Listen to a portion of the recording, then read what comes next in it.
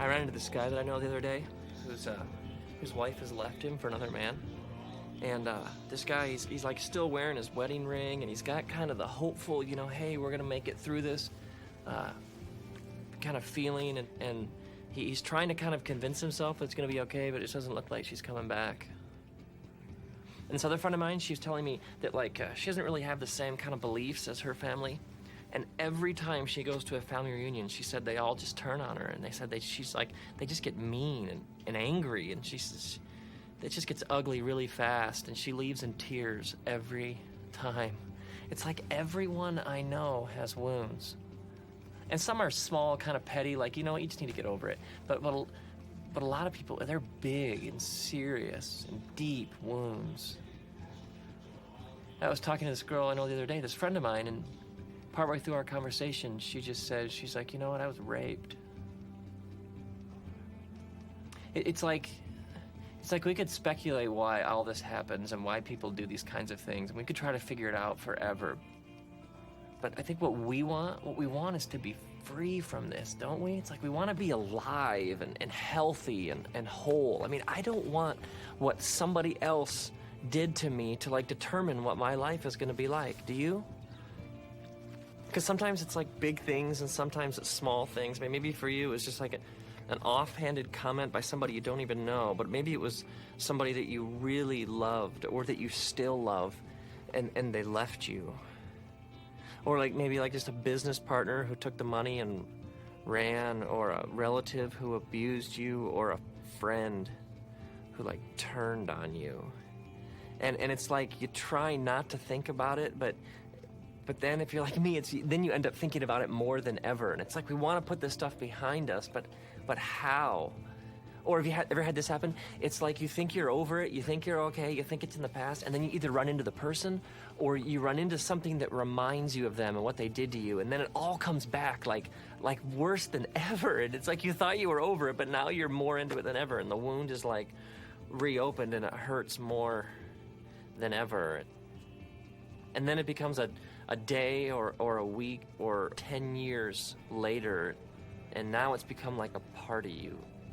It's you can't shake it and can't leave it behind. And so then eventually what happens is revenge becomes our only hope, and we aren't free. I don't know what you're carrying around. I don't know how painful it is or how heavy it is or how long you've been carrying it around. But my question, or I think our question, is always, where was God when this happened to me? In the book of Psalms, it says that God's eyes are on the nations. And in the book of Proverbs in the Bible, it says that the eyes of God are everywhere. So whatever was done to you, whatever wrong was done to any of us, God saw it. It's God was right there. In this book of Romans, chapter 12, the writer says, don't take revenge, but leave room for God. It's the writer says, just turn it over to God. Let God take care of it. Which is, it's like a nice idea, but it isn't very easy to do, is it?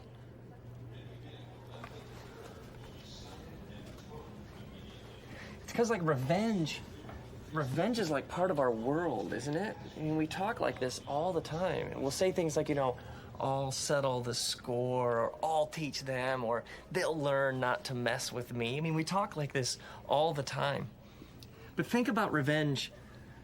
Think about revenge at the deepest spiritual levels. I mean, revenge is really saying to God, I don't trust you to deal with this situation. This person wronged me, and I can't turn it over to you because I don't know what you're going to do here.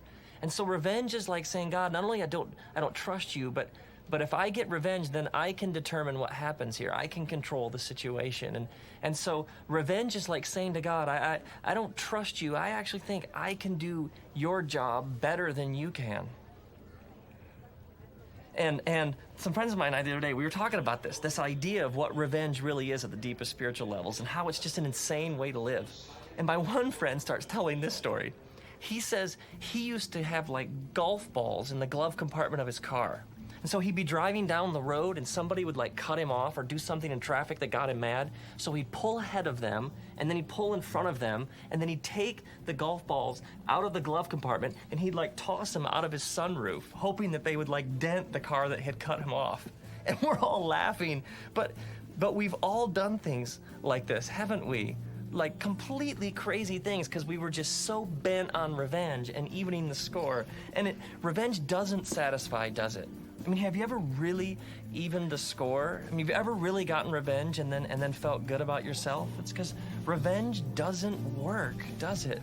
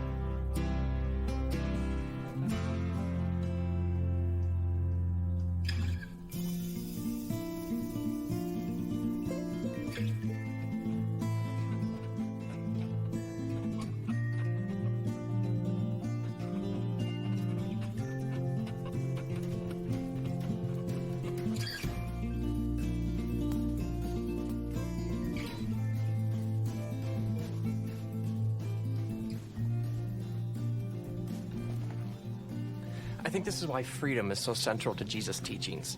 It's like right at the heart of his message is this simple claim that God has forgiven us of all of our sins, doesn't hold any of our past against us, because none of us have clean hands, do we? I mean, we've all wronged someone. But with Jesus, there's no condemnation, there's no list of wrongs, there's no judgment. It's like the cross is God's way of saying, like, I don't hold your past against you. See, some people have a warped view of God, that God's like waiting to just like punish them for any wrong thing they do. And so even when it comes to doing the right thing, like in this case, forgiveness, there's this paranoia that if they step out of line at all, God's like waiting right there to squash them. And so like any runny nose or any freak accident, anything bad that happens, people assume is like God punishing them because they weren't doing the right thing at that time, or that everything's some sort of judgment or punishment. But this isn't the kind of picture that Jesus paints of God. Jesus gives us these pictures of a God who's like full of love and grace and mercy and forgiveness, who like keeps pursuing us and who keeps insisting that his way is the best possible way to live. So when I forgive somebody, I'm giving them what God has given to me. Have you ever heard somebody say that like because of something that was done to them, they've been like, you know what? You don't understand. What they did to me is so horrible, I will never forgive them. I can't forgive them for what they did. But like, what if God said that? But what about those people, like the kind that are gonna hurt us again and again? And we may forgive them, but they'll just keep hurting us. There's this proverb in the Bible that says, like a dog returns to its vomit, so a fool returns to their folly. It's like some people are destructive and they're toxic and they're gonna wrong us and they're gonna do it over and over again. And the relationship may never go back to how it was. And so with some people, we might need to set up boundaries with them, put some space. Some people, we may not even be able to be around them. Because forgiving isn't always forgetting. Like in the healthiest of relationships, somebody wrongs the other person and then they just, like they let it go and they move on and it's no big deal. But sometimes forgiving is remembering. And some people are gonna keep returning to their vomit. And we don't have to be there when they do. If he's hitting you or you're being abused, you need to get out. And you need to get out now. Because some people, toxic, dangerous people, they may need to live with the consequences of what they've done. I mean, that might be how God gets their attention. And so to forgive is to let it go, is to set them free, is to give up on the desire for revenge. But ultimately, to really forgive somebody, I have to actually wish them well. I have to hope that good comes their way. Because if I'm still unable to wish them well and wish them good, then I'm really just waiting for them to get punished, and I haven't forgiven them. Maybe the real point of forgiveness isn't other people. I mean, we talk about setting them free and letting it go, but maybe forgiveness is ultimately about me and about you. It's about us. Because when I forgive somebody and I set them free, it's like I'm really setting myself free. It's like when I forgive them and I let them off the hook, I'm really letting myself off the hook. If I'm still carrying all that stuff around, it's a miserable way to live. I mean, I don't know what you're carrying around or how long you've been carrying it around. But as we journey through life, we get hurt and we get wounded and we end up carrying these debts that people owe us. It's like we carry them with us everywhere we go. And after a while, these bags get heavy, don't they? And they can end up making the journey exhausting. God didn't create you to carry that stuff around. God created you to be free, like free from bitterness, free from rage and anger and revenge, free from feeling like you're the judge of the world.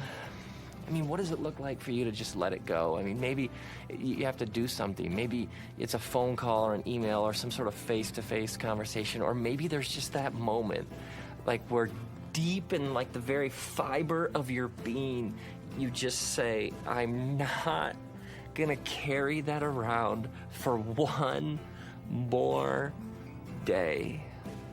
And this might be the first step in a long process of letting it go. But we need to forgive, and we need to start today. We need to do it today, now. I mean, forgiving is an action. It's something you do. So may you forgive as you've been forgiven. May you give to others what's been given to you. May you set someone free and find out that it was you. And may you do it today, because you might not have the chance tomorrow.